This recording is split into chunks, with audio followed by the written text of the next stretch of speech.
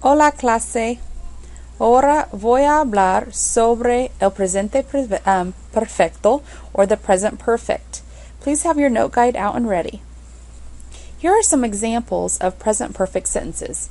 Esta mañana me he duchado. This morning I have showered. Esta semana los estudiantes han cambiado a clase. This week the students have walked to class. Let's talk about how we form the present perfect tense.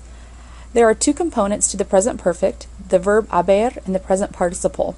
So, if I'm going to conjugate a present perfect verb, I first have to have a verb haber. It's like the helping verb that we have in the English language, to have. So, in Spanish, if I want to say I have, I would say yo he. If I want to say you have, I would say tú has. In Spanish, if I want to say he or she has, I would say él, ella, usted, ha.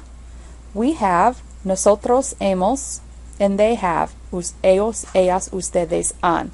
On your note guide, please fill in the correct conjugation of the verb haber in the present perfect.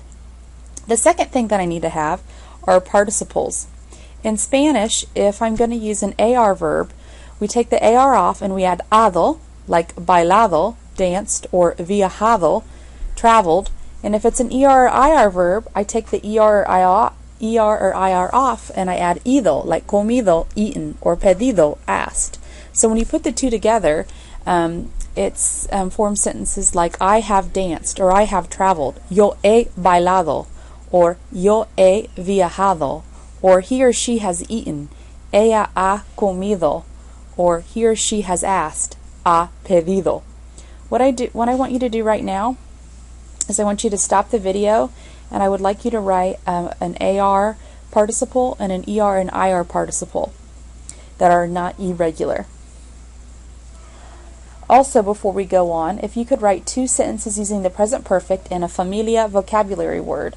One participle should be an AR verb and another one should be an ER IR verb. So I just told you some examples like yo he bailado or ella ha comido la comida.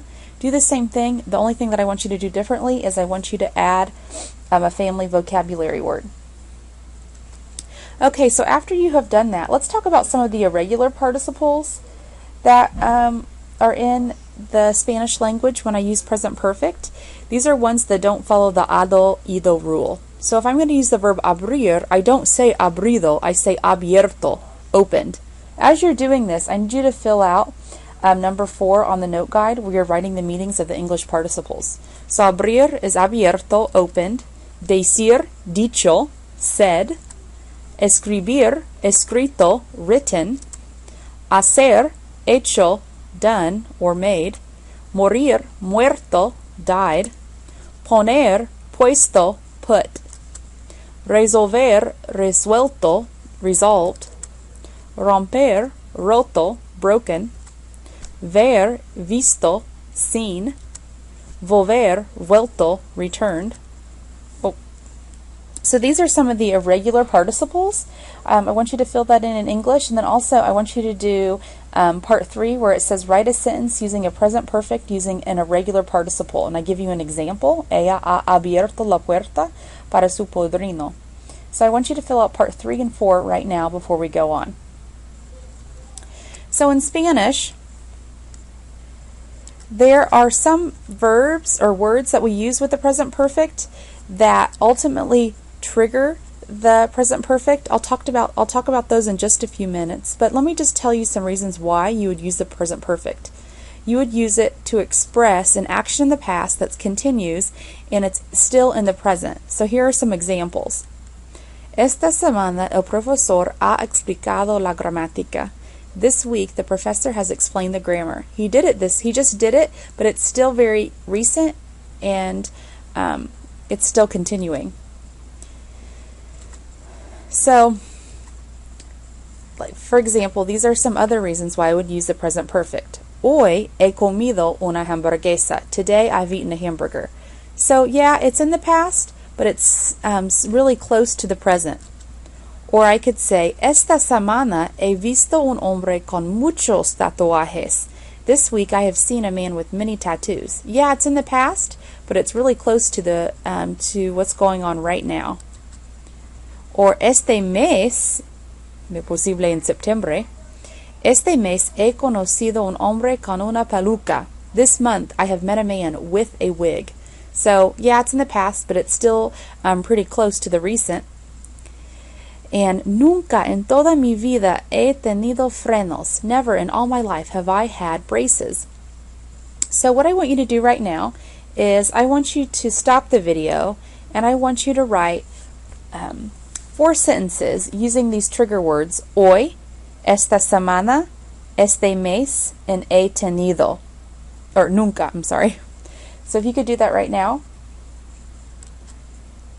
So let's pick from this list, what are some words that would go with present perfect sentences? Ultimately, they trigger present perfect sentences because, yes, these are words that you would use in a sentence for actions that are close to the present but have also happened in the past.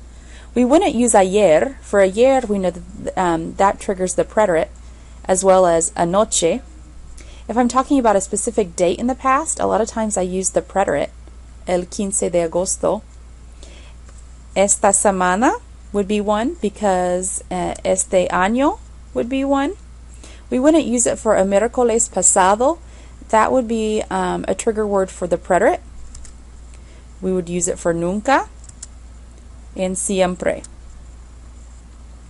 So let's talk about present perfect sentences in relation to los verbos reflexivos, or reflexive verbs. If I am using a reflexive verb and I want to use it in the present perfect, that reflexive pronoun goes before the verb haber. So like, for example, if I wanted to say, I have gotten up at 8 o'clock today, I would say, me he levantado a las 8 hoy. The me goes before haber. Also, if I'm using direct or indirect object pronouns, the same thing. We use that direct or indirect object pronoun before haber. For example, me gusta mirar la televisión, le he mirado esta mañana. I like to watch television. I have watched it this week. The direct object pronoun la goes before the conjugated verb. I hope that you understand present perfect verbs, as we will have a flip mini quiz when you come back to class. Adios!